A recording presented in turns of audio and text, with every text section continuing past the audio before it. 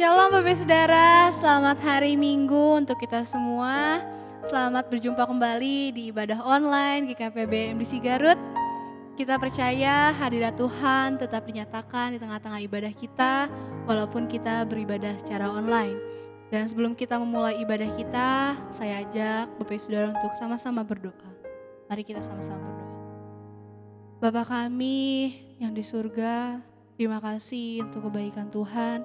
Terima kasih untuk penyertaan Tuhan, untuk pemeliharaan Tuhan, untuk kami umat-Mu Tuhan. Hari ini kami umat-Mu siap Tuhan datang untuk menyembah-Mu, untuk memuji Engkau Bapa. Tuhan Yesus yang menyatakan hadirat-Mu di tengah-tengah ibadah kami pada hari ini. Kami siap menerima sukacita yang daripada Engkau di dalam nama Tuhan Yesus. Semua yang percaya sama-sama katakan amin. Haleluya. Kita sama-sama mau datang bersatu hati menaikkan pujian kita sebab Dia Allah yang hebat. Haleluya. Great is our God.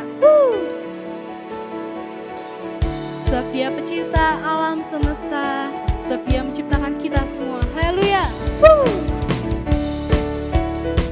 Mari bersama-sama bertepuk tangan.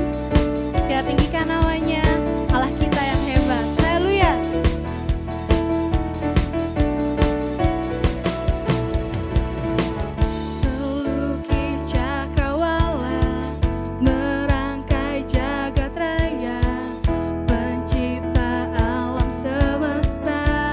Dia pemilik kehidupan kita semua. Pemilik kehidupan yang sanggup menyelamatkan. Dialah jalan kebenaran. Kami rindukan kuasa lawatan-Mu. Kebangkitan pasti terjadi.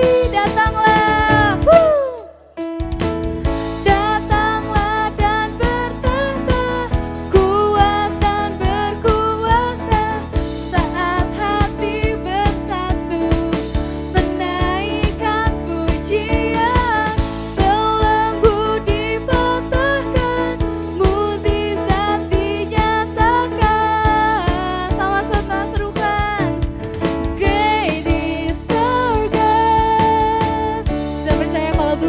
Dipatahkan, sebab Dia Allah kita yang hebat.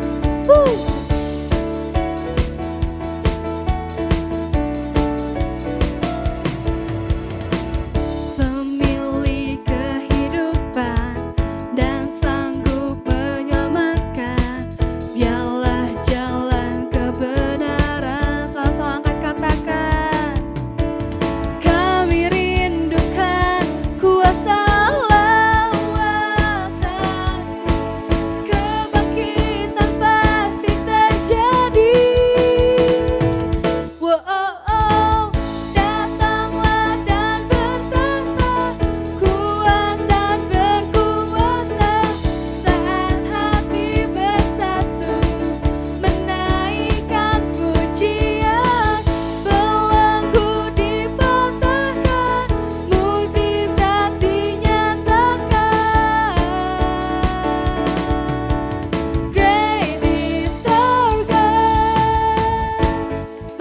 bertepuk tangan, kita tinggikan namanya.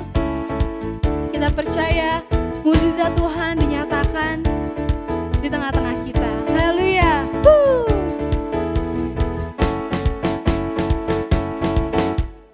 Kami rindukan Tuhan, kuasa-Mu Tuhan tengah-tengah kami. Kami rindukan kuasa lawatan-Mu. Kebangkitan pasti terjadi. Datanglah dan bertata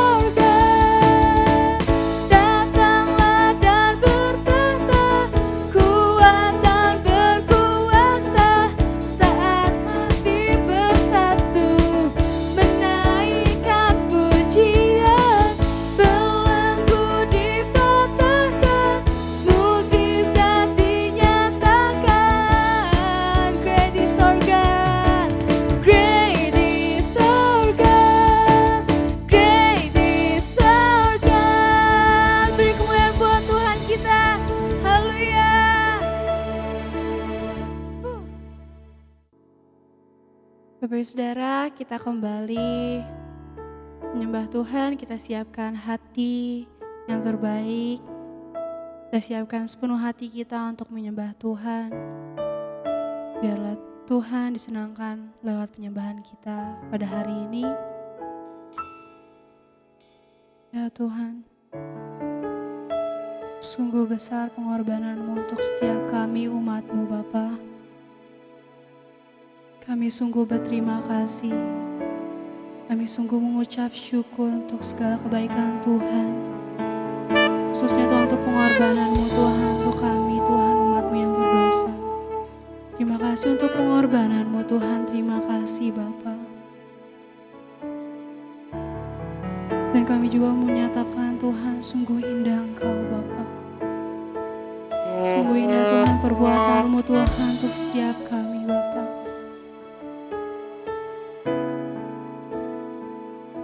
Kau indah Tuhan, Kau indah Tuhan. Haleluya. Kemanakah aku dapat pergi, menjauhi Roh-Mu yang suci, Kau sahabat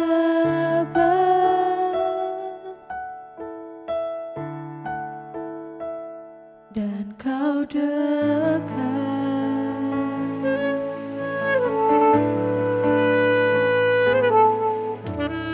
Bahkan seluruh pengabdianku tak bisa membalas kesetiaan-Mu, sungguh mulia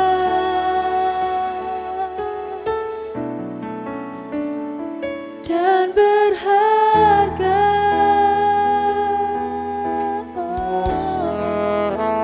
Sungguh besar pengorbanan-Mu bagiku, terlalu dalam untuk dimengerti.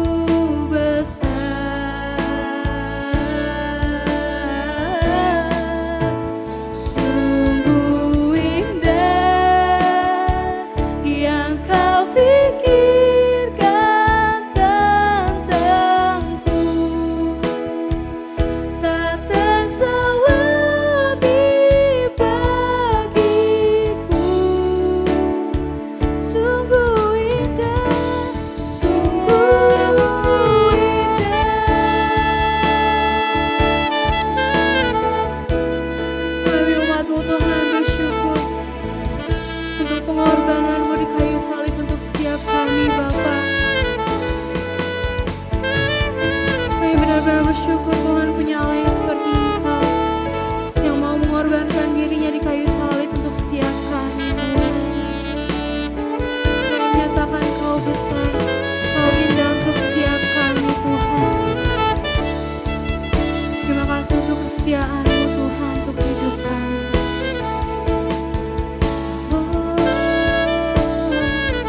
Mari jemaat Tuhan sama-sama.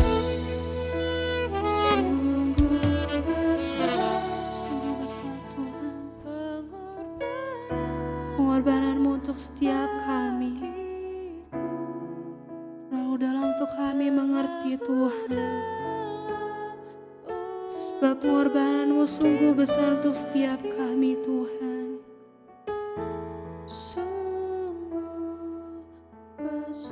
Sebab Kau indah untuk setiap kami, Tuhan. Sungguh indah yang Kau pikirkan tentangku, tak terselami bagiku. Sungguh indah, Kau melihat pengorbanan-Mu yang besar, Tuhan. Sungguh besar, sungguh besar pengorbanan-Mu bagiku. Terlalu dalam untuk dimengerti. Sungguh besar, sungguh indah yang Kau pikirkan tentangku, tak terselami bagiku. Sungguh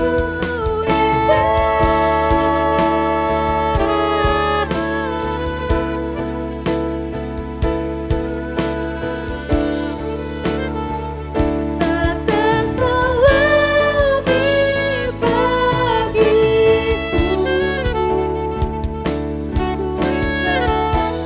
Sungguh indah, sungguh indah. Beri kemuliaan buat Tuhan kita. Haleluya, haleluya. Ini penyembahan kami, Tuhan. Ke penyembahan kami naikkan hanya pada Engkau, Allah kami yang hebat, Allah kami yang besar, Tuhan. Bapa, sebentar kami akan mendengarkan firman-Mu. Tuhan Yesus yang memberkati hamba-Mu, Tuhan Yesus yang memberkati hamba-Mu, Tuhan. Biarlah apa yang hamba-Mu berikan, Tuhan, pada hari ini itu semua dari Engkau, Tuhan. Dan kami umat-Mu, Tuhan, terberkati, Tuhan, lewat firman-Mu, Bapa. Terima kasih, segala pujian syukur kami hanya bagi Engkau, Allah kami yang hebat. Di dalam nama Tuhan Yesus, amin. Shalom, selamat pagi Bapak dan Ibu, saudara-saudari yang dikasih oleh Tuhan. Saya berdoa untuk setiap dari saudara dalam keadaan baik-baik saja selama masa atau melakukan ibadah di rumah saja. Pagi hari ini saya akan menyampaikan sebagian dari firman Tuhan dengan tema compassion atau belas kasihan. Salah satu karakter terpenting yang perlu kita pelajari daripada teladan kita Yesus Kristus, yaitu Bapa kita, yaitu mempunyai karakter belas kasihan. Saudara-saudara, dalam kehidupan ini, tujuan kehidupan kita adalah menjadi dewasa secara jasmani maupun rohani. Kedewasaan bukan dilihat daripada umur, namun kedewasaan dilihat dari mana sikap seseorang itu tidak lagi mementingkan dirinya sendiri, melainkan mau mengorbankan kepentingan orang lain atas kepentingan dirinya sendiri. Kepentingan dirinya sendiri dia korbankan untuk kepentingan orang lain. Itu yang disebut dewasa. Ketika kita waktu masih kecil, mungkin seringkali kita suka egois, memegang makanan kita sendiri. Namun sudah besar kita melihat ada banyak orang mengalah Itu adalah bicara tentang kedewasaan. Nah, saudara-saudara, di dalam Markus 8 ayat 1 sampai dengan 9, saya akan bacakan untuk setiap dari saudara. Markus 8 ayat 1 sampai dengan 9. Saudara-saudara dapat bisa mengikutinya di rumah. Ini adalah kisah di mana Yesus memberi makan 4.000 orang. Ayat 1, pada waktu itu ada pula orang banyak di situ yang besar jumlahnya. Dan karena mereka tidak mempunyai makanan, Yesus memanggil murid-muridnya dan berkata, hatiku tergerak oleh belas kasihan kepada orang banyak ini. Sudah 3 hari mereka mengikuti aku dan mereka tidak mempunyai makanan. Ayat 3, dan jika mereka kusuruh pulang ke rumahnya dengan lapar, mereka akan rebah di jalan sebab ada yang datang dari jauh. Murid-muridnya menjawab, bagaimana di tempat yang sunyi ini orang dapat memberi mereka roti sampai kenyang? Ayat 5, Yesus bertanya kepada mereka, berapa roti ada padamu? Jawab mereka, 7. Lalu ia menyuruh orang banyak itu duduk di tanah. Sesudah itu ia mengambil ketujuh roti itu, mengucap syukur, memecah-mecahkannya dan memberikannya kepada murid-muridnya untuk dibagi-bagikan. Dan mereka memberikannya kepada orang banyak. Mereka juga mempunyai beberapa ikan dan sesudah mengucap berkat atasnya, ia menyuruh supaya ikan itu juga dibagi-bagikan. Dan mereka makan sampai kenyang. Kemudian orang mengumpulkan potongan-potongan roti yang sisa sebanyak 7 bakul.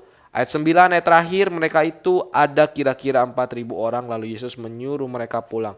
Nah, saudara-saudaraku yang dikasih oleh Tuhan, kisah ini menjelaskan kepada kita bagaimana Tuhan Yesus melakukan mukjizat kepada 4.000 orang. Ini adalah mukjizat kedua yang Tuhan Yesus lakukan. Nah, saya mau tanya kepada setiap dari saudara, bagaimana kalau misalkan saudara ditempatkan sebagaimana murid-murid Tuhan? Apa respon saudara kalau misalkan melihat keadaan orang-orang di sekitar kita? Mereka lagi sedang berjalan dan ada orang yang mengikuti mereka, banyak sekali 4.000, mereka sedang kelaparan. Respon kita seperti apa kalau misalkan kita menjadi murid-murid Tuhan? Seringkali kita mungkin meresponnya gini, itu kan urusan mereka, mereka yang lapar suruh siapa mereka ikut untuk bersama-sama dengan kita.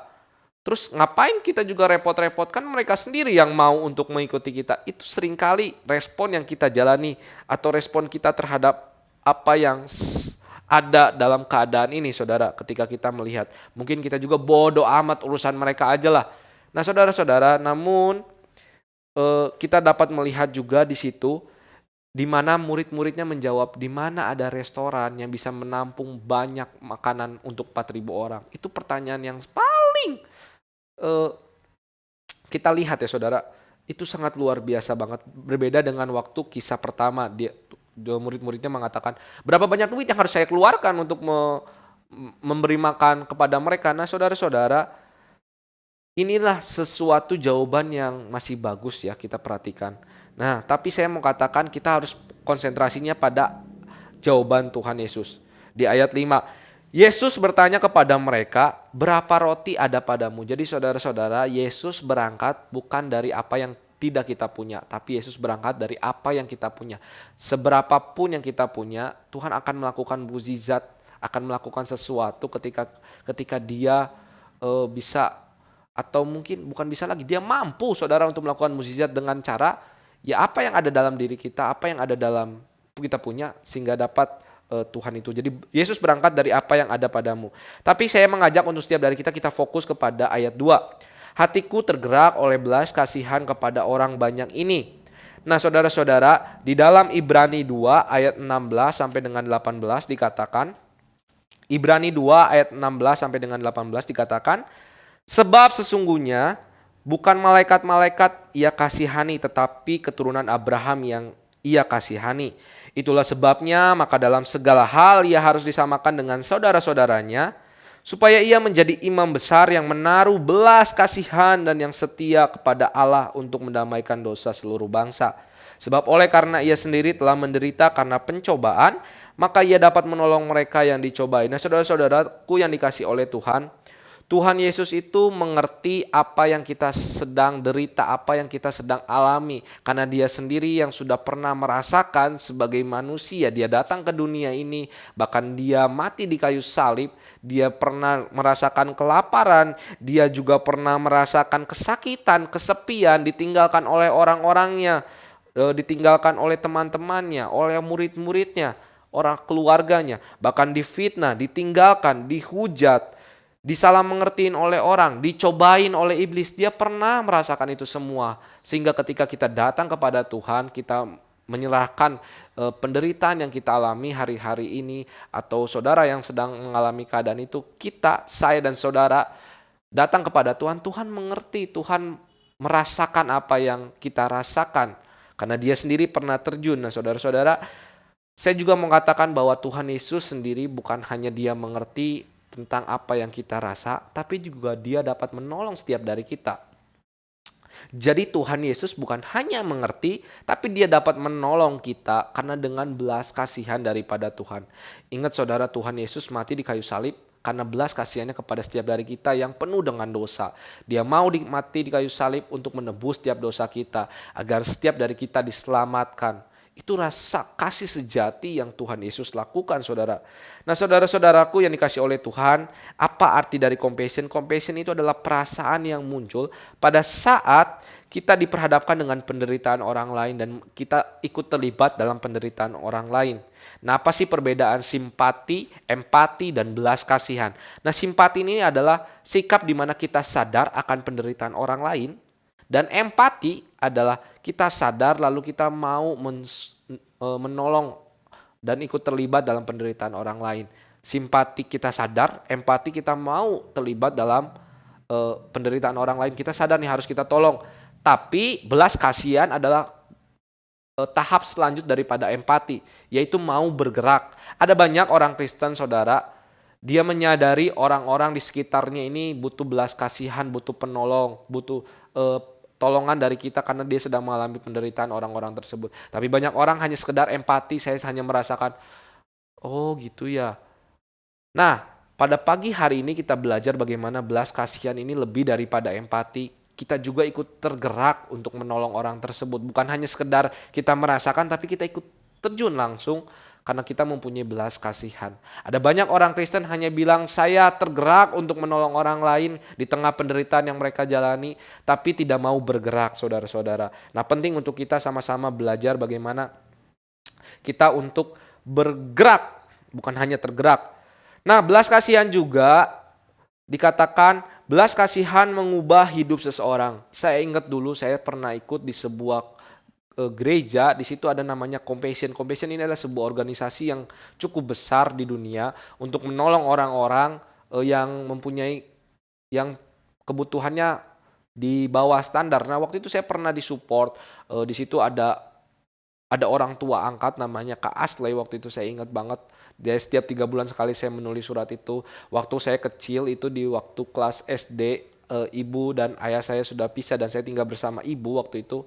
Nah, itu rasanya sebuah organisasi yang dibentuk Compassion, artinya dengan belas kasihan, itu diawali di situ. Orang-orang yang penuh dengan belas kasihan untuk menolong orang-orang di Indonesia, saudara. Itu sponsor itu ada di luar negeri, dia support sekolah saya, studi saya, bahkan dia mensupport kebutuhan dan mengembangkan potensi dalam kehidupan saya. Coba bayangkan kalau misalkan saya nggak ada di tempat itu, nggak ada orang-orang yang punya belas kasihan seperti itu. Tidak tahu saya seperti apa saat ini, saudara. Mungkin waktu ketika saya masuk SMA juga ada orang yang belas kasihan untuk membiayai sekolah saya. Dan waktu masuk studi S1 juga ada orang-orang yang mempunyai belas kasihan untuk support saya masuk sekolah tinggi teologi. Nah, penting untuk kita lihat bagaimana belas kasihan ini mampu mengubahkan kehidupan seseorang menjadi bukan apa-apa, menjadi seseorang yang luar biasa. Nah, itu berarti belas kasihan itu dapat mengubahkan kehidupan seseorang. Itu yang saya rasakan sendiri, saudara. Ketika kita lihat kisah-kisah Tuhan Yesus sendiri, ada banyak kisah di mana Tuhan Yesus mempunyai belas kasihan sehingga membuat orang tersebut berubah hidupnya secara total. Nah, bicara tentang belas kasihan juga, belas kasihan ini melihat kebutuhan jiwa. Ada banyak orang saat ini butuh namanya penolong atau ditolong jiwa-jiwanya, saudara. Seringkali dalam kehidupan kita, umumnya ketika kita ingin menolong orang, kita seringnya melihat penampilan seseorang. Senyumannya, pakaiannya, atau mungkin pakaian yang dia gunakan, giginya pakai itu enggak, sehingga dapat kita tolong dan lain sebagainya, saudara. Nah, ada pepatah mengatakan jangan melihat seseorang itu dari penampilan karena belum tentu dalamnya demikian. Ada banyak orang berpenampilan bagus tapi belum tentu dalamnya itu lagi bagus. Mungkin saat ini sedang penampilannya lebih bagus, tapi hatinya yang sedang dia alami di dalam lubuk hati yang paling dalam, dia sedang mengalami pergolakan atau penderitaan yang dia sedang alami. So, ketika saudara bertemu dengan orang di keluarga saudara, di teman-teman saudara, jangan sampai melihat covernya, tapi ada banyak orang di sana covernya atau penampilannya bagus, tapi di sana tuh dia sedang mengalami, di dalam lubuk hatinya sedang mengalami penderitaan. Itu perlu namanya belas kasihan, jiwanya perlu ditolong. Ketika saudara pergi ke Ramayana, ada orang-orang penampilan bagus. Nah, saudara belum tentu kan itu semua penampilannya bagus. Mungkin mereka sedang lagi bingung beli bajunya kayak gini, ngutang uangnya, atau mungkin saat ini sedang dibayar iuran sini, bayar arisan sini dan lain sebagainya, uang sekolah lain sebagainya, banyak pergumulan yang dihadapi. Nah, bagaimana kita sebagai umat Tuhan, sebagai anak-anak Tuhan mempunyai rasa belas kasihan dan peduli kepada mereka sehingga mereka dapat bangkit jiwanya penuh dengan penghiburan daripada kita. Nah, saudara-saudara, belas kasihan juga butuh namanya pengorbanan dan waktu dan tenaga. Saya ingat dulu ketika saya mau pergi pelayanan dengan teman saya, pergi mau pelayanan keluar kota menggunakan motor, saya sempat beristirahat dulu di tengah perjalanan. Itu jalan yang cukup besar, saudara. Saya habis makan itu dengan itu tiba-tiba ada suara jeger, saudara. Nah, di situ langsung kita secara spontan langsung keluar dari situ dan melihat, oh itu ada orang yang bawa knalpot, motornya terguling 2 kali dan ke pinggir, dan lalu kita menurut saksi bahwa orang itu memang ketiup angin katanya, atau enggak nyelip mobil. Nah, singkat cerita saudara, entah itu belas kasihan itu muncul sehingga kita bilang ya udah kita antar dia pulang ke rumah, padahal itu udah sobek. Masanya dia bawa sendiri kan. Lalu saya bilang ke teman saya untuk bonceng dia, saya pegang dia dari belakang untuk membawa motornya. Nah, saudara, padahal saya itu lagi ditunggu pelayanannya sore di tempat saya melayani, saudara.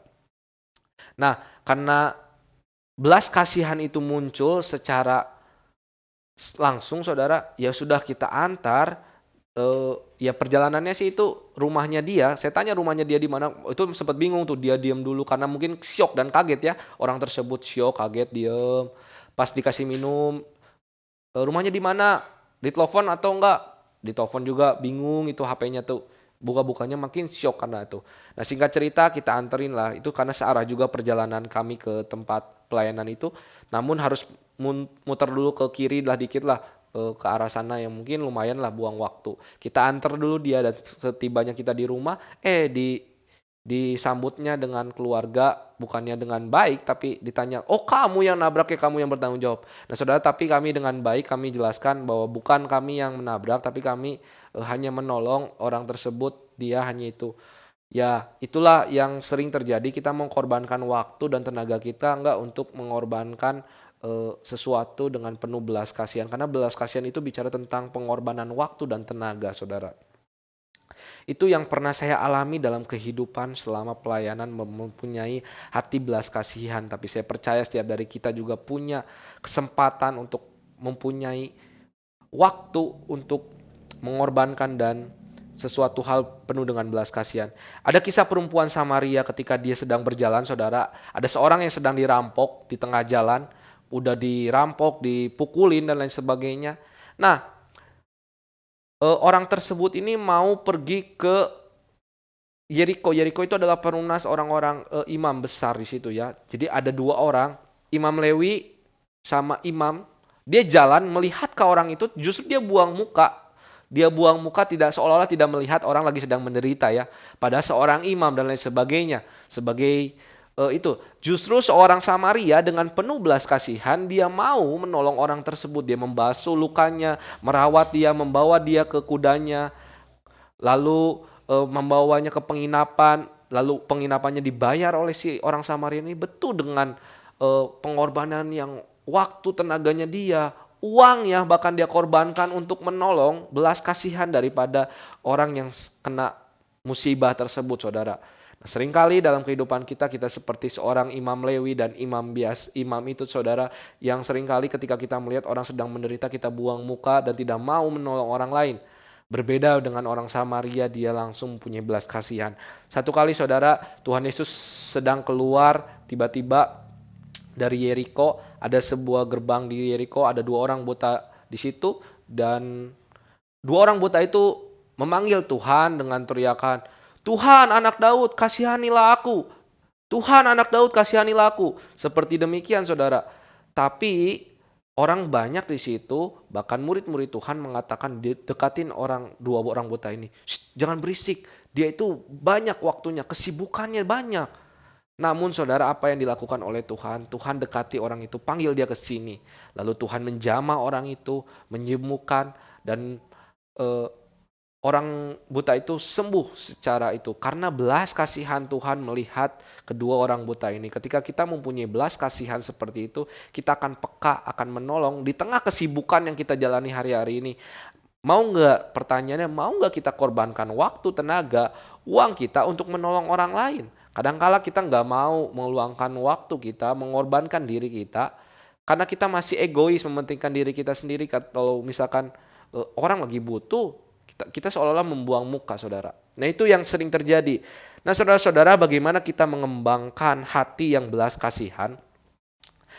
Hati yang belas kasihan itu caranya adalah menyadari kasih yang sejati. Kasih Allah itu kasih yang sejati. Dia mengorbankan anaknya yang tunggal untuk menebus setiap dari dosa kita. Sehingga kita perlu menyadari Tuhan Yesus sendiri mempunyai belas kasihan yang luar biasa. Seringkali saudara kita mengatakan kita suka dengan kepiting, kita suka dengan udang, kita suka dengan ayam, kita korbankan ayam kepiting kita untuk kita makan. Itu kan? Nah itu kan namanya kasih daripada manusia. Misalkan kita suka sama seseorang, orang itu mau berkorban apa sih untuk kita? Kita sering kali gitu. Nah beda dengan kasih Tuhan di dalam arti sini. Kasih Tuhan itu adalah dirinya sendiri yang mengorbankan karena melihat belas kasihan daripada orang yang mau ditolong. Itu yang Tuhan ingin agar kita menyadari bahwa Tuhan sendiri mempunyai belas kasihan, peduli terhadap orang lain sehingga dia mengorbankan dirinya sendiri. Allah sendiri yang terjun langsung berkorban untuk setiap dari kita menebus dosa kita. Dan yang kedua saudara, bagaimana kita mengembangkan hati yang belas kasihan adalah jadikan belas kasihan ini sebagai gaya hidup. Make compassion a lifestyle. Kolose 3 ayat 12 sampai dengan 13 dikatakan, Karena itu sebagai orang-orang pilihan Allah yang dikuduskan dan dikasihaninya, kenakanlah belas kasihan, kemurahan, kerendahan hati, kelemah lembutan dan kesabaran. Sabarlah kamu seorang terhadap yang lain dan ampunilah seorang akan yang lain dan ampunilah seorang akan yang lain apabila yang seorang menaruh dendam terhadap yang lain. Sama seperti Tuhan telah mengampuni kamu, kamu perbuat juga demikian. Artinya saudara, setiap orang pilihan Tuhan menjadikan belas kasihan ini sebagai gaya kehidupan sebagaimana umat percaya. Ketika kita ada di tempat kesan, kita peduli kepada orang-orang di tempat kesan kita. Kita mulai care sama mereka, penuh dengan belas kasihan ketika mereka sedang mengalami penderitaan. Saya mau tutup perenungan atau firman Tuhan pada pagi hari ini saudara di dalam 1 Petrus 3 ayat 8 di bahasa Indonesia masa kini. Kesimpulannya ialah hendaklah saudara-saudara seia sekata dan seperasaan, hendaklah kalian saling sayang menyayangi seperti orang-orang yang bersaudara dan hendaklah kalian saling berbelas kasihan yang bersikap rendah hati.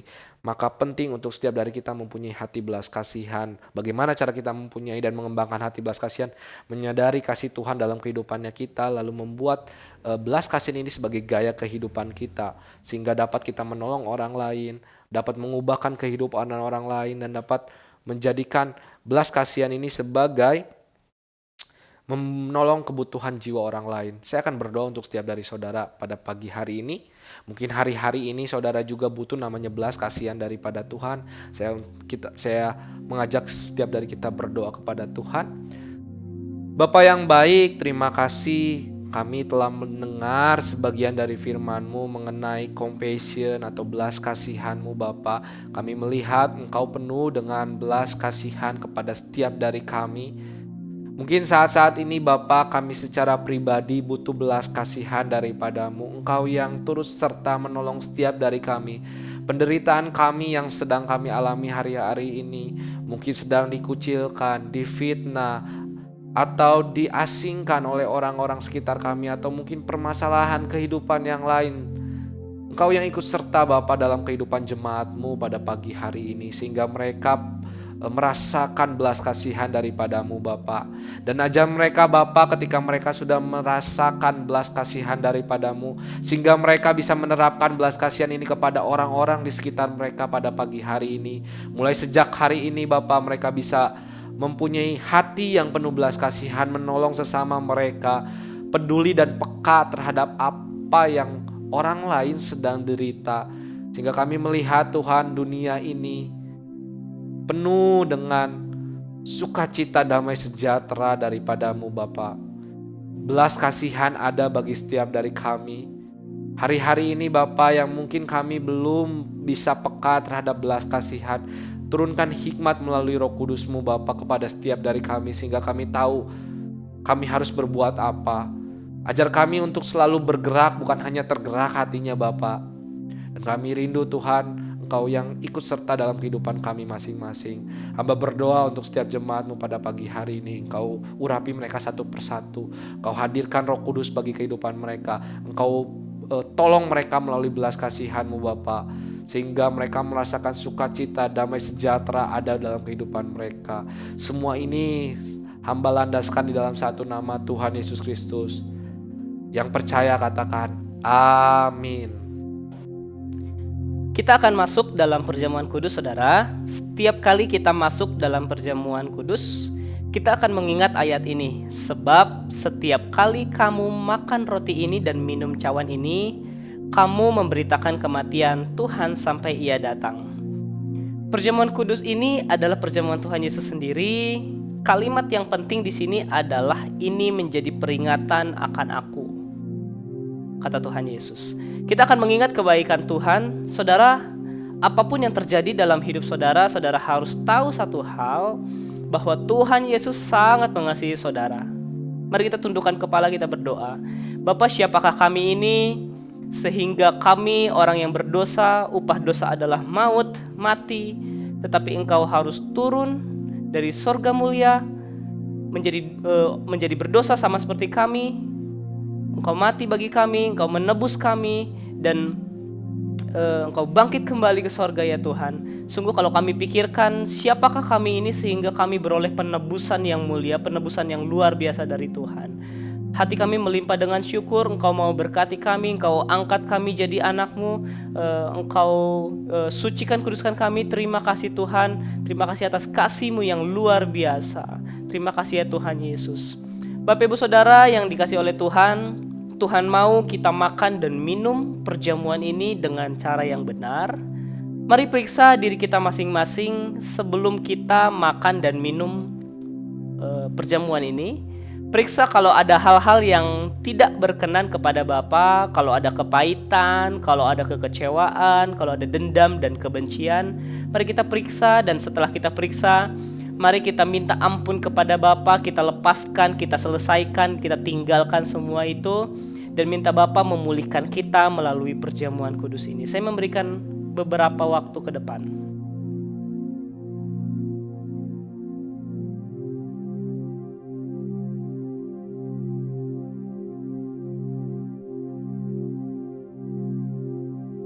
Bapa, layakkan kami untuk masuk dalam perjamuan kudus ini. Ya Tuhan Allah kami, dalam nama Yesus kami siap dan berdoa. Amin.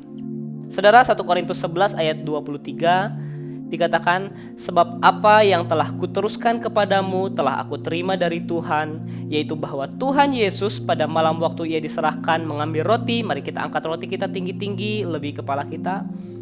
Dan sesudah itu Ia mengucap syukur atasnya.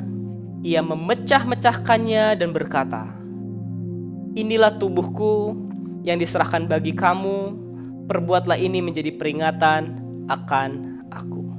Saudaraku yang dikasihi oleh Tuhan, roti yang kita pegang ini adalah persekutuan kita dengan tubuh Kristus. Mari kita makan dalam nama Yesus.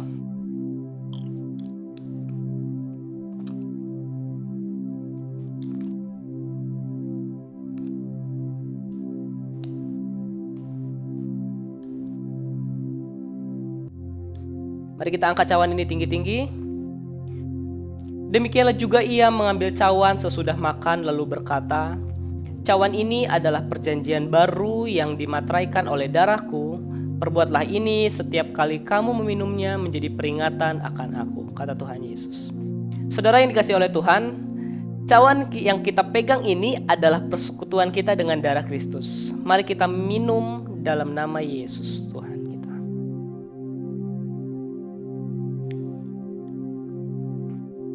Mari kita berdoa.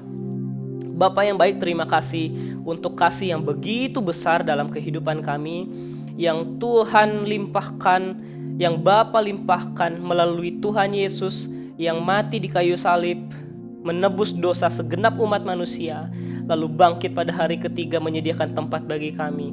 Kalau kami pikirkan sekali lagi Tuhan, kami betul-betul sangat bersyukur.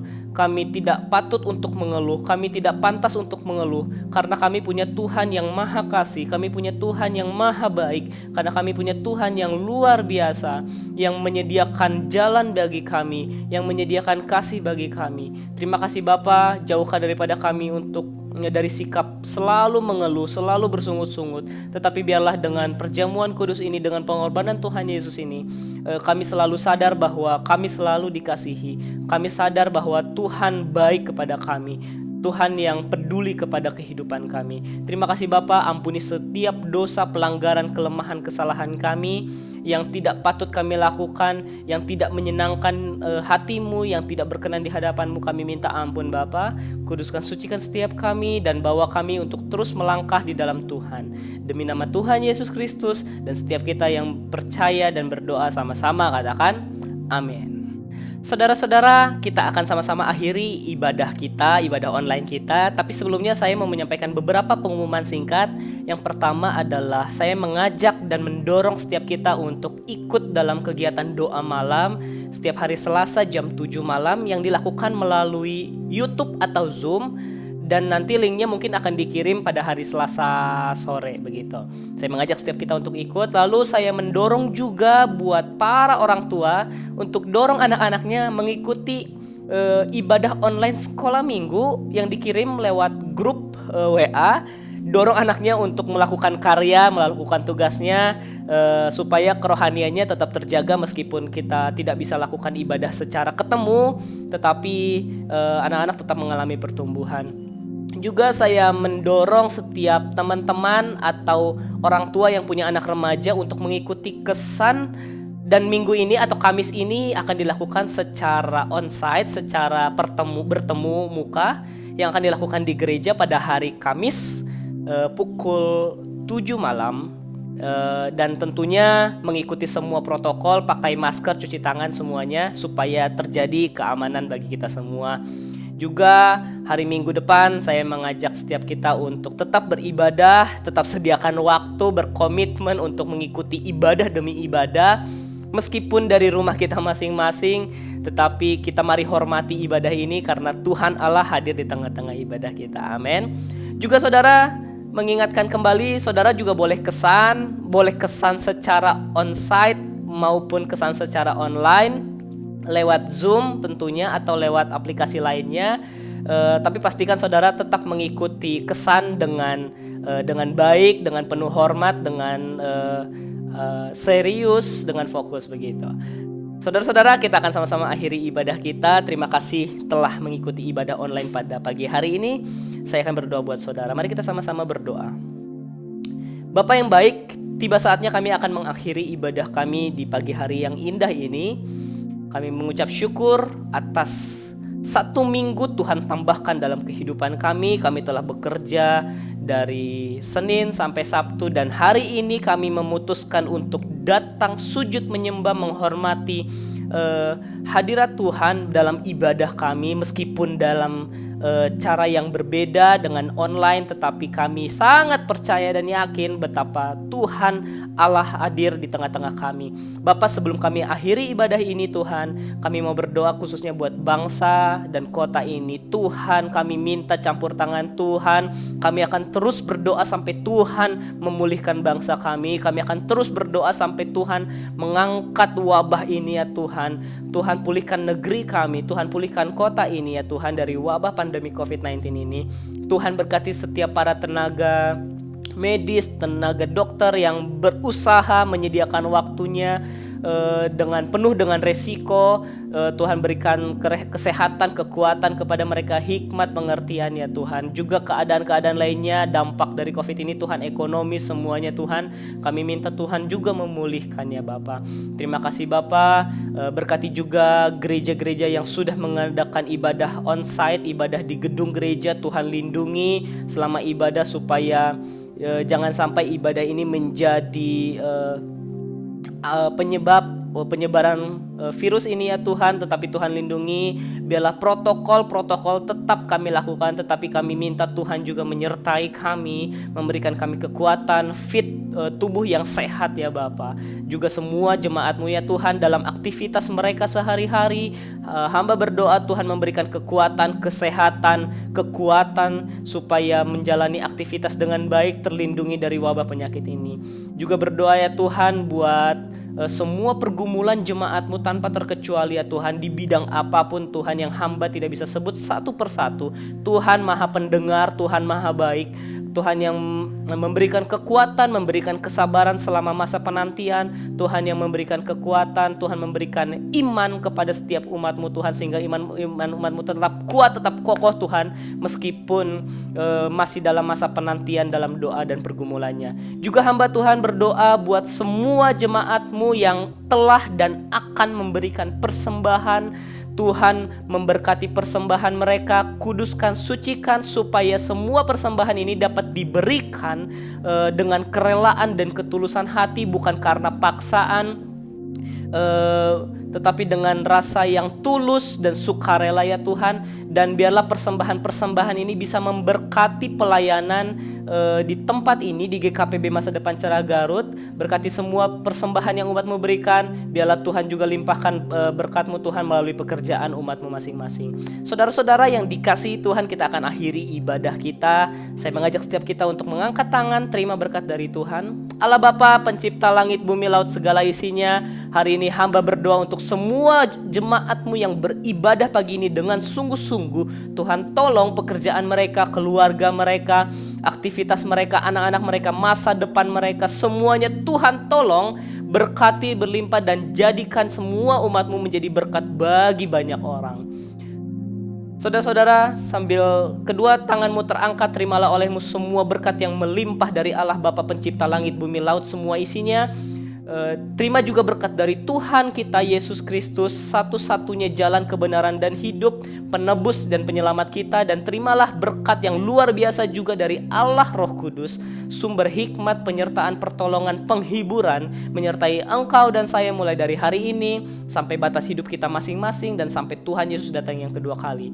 Dan Bapa, semua berkat ini kami terima di dalam nama Tuhan Yesus, Juru Selamat kami yang hidup. Dan setiap kita yang diberkati dan percaya, sama-sama katakan amin. Sampai jumpa dalam ibadah selanjutnya. Tuhan Yesus memberkati. Shalom.